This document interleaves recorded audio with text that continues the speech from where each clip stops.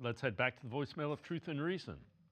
Dave, love the show, man. But bring on some pundits who actually care about the Browns and start bringing on the yes men who are going to kiss up to everything the Browns do like it's the positive thing. Because us Cleveland fans, us true Browns fans, we're tired of losing. We're tired of being told, oh, well, we'll get them in 2029 or 2026 or 2028. We want to win now. You know, you're wasting talent of people like Myles Garrett, Denzel Ward, Joel Bitonio, guys who are lifers in Cleveland whose careers have been wasted because of poor ownership, poor front office, and even terrible coaching. Jimmy's probably had 6 or 7 coaches since he's had the team for 13 years.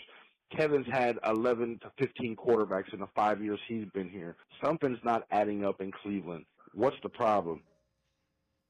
As always, appreciate all of the voicemails. Jeff, the fan base is angry, and I get it.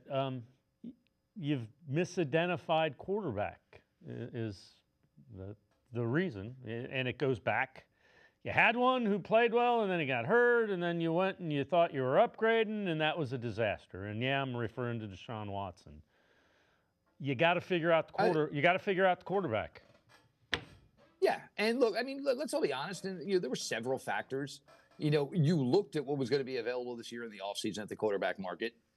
Nothing really surprised you at the time, and let's not act like anybody thought Daniel Jones was going to lead a team to a 5-1 start. Come on now, nobody thought that.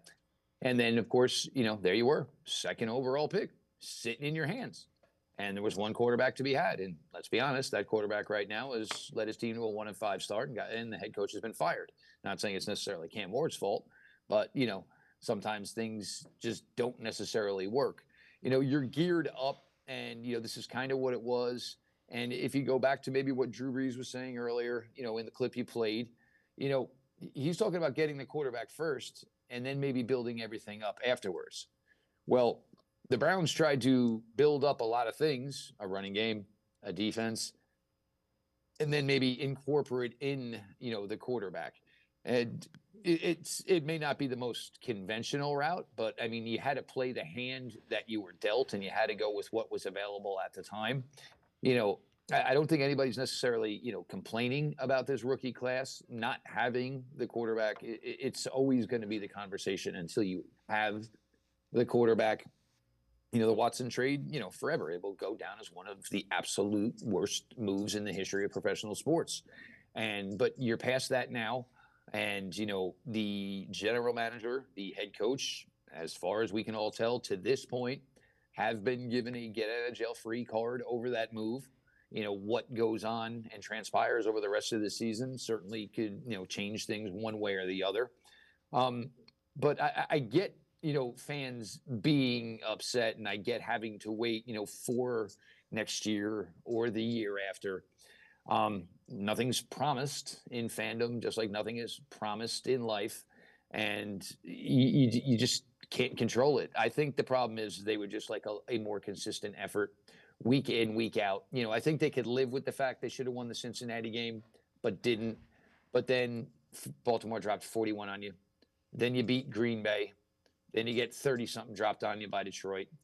You played a game in London against Minnesota that conceivably you should have won. But then you get, obviously your doors throttled about Pittsburgh. I think if this team could go out and just be a little bit more consistent week in, week out, certainly string together an extra W or two, I think you'd have, a fan base that maybe is seeing the overall picture a little bit clearer. Yeah, no, but again, I get it. You think the defense is good, and was circumstance with this defense, because they were on the field, in my mind, should have won the Minnesota game. If you're on the field with this defense with the lead, that can't happen.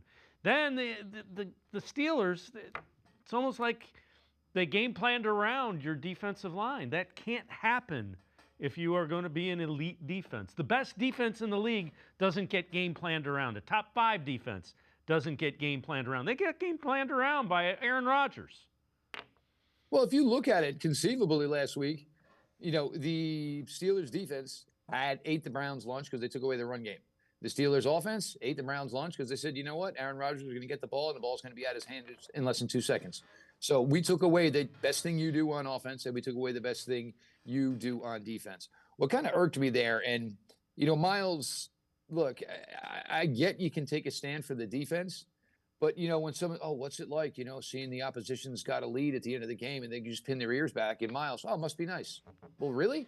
Because 1 week ago in London, that was exactly the scenario that was put out for your defense. And you guys didn't do anything about it. Now, the defense is good. Don't get me wrong. I think some of their overall stats and their rankings are certainly skewed by some of the better efforts the Browns defense have had this year. I don't know. I want to use the word elite. I don't think that's a word I want to hear. And they're going to give up some points. I get it, but in key situations, you got to take control of the game. And if you want to give your offense a chance to win, the defense, and how about you just say this out loud? Over the last 3 weeks, the Browns best defensive lineman has been Malik Collins. It's not been Myles Garrett. I don't think I ever would have said that in my entire time of talking Browns while Myles Garrett is on this roster, that over a 3-week period, he was not the best defensive lineman on the team for 3 weeks. But Malik Collins has been the best defensive lineman over the last 3 weeks. So, no, it's not about, the defense, I'm not saying they're bad, they're terrible, but they need some more consistent stretches themselves. Everybody, they stopped the run, they stopped the run, they stopped the run. Well, each of the 3 running backs from Pittsburgh had time last week where they were running the ball for, ran the ball for more than 10 yards on a carry. You've got to tighten up in all 3 phases. I mean, the special teams, defense gets you a stop. And then, even still, I think he was thrown into the punter. He didn't run into the punter. Either way, you hit the punter and you give the ball right back to Pittsburgh's offense. This team, in all 3 levels, they're probably close. And if all three levels could just play consistently and not have a major screw up week after week after week, these games wouldn't be 23-9. These games wouldn't be 34-10, et cetera, et cetera.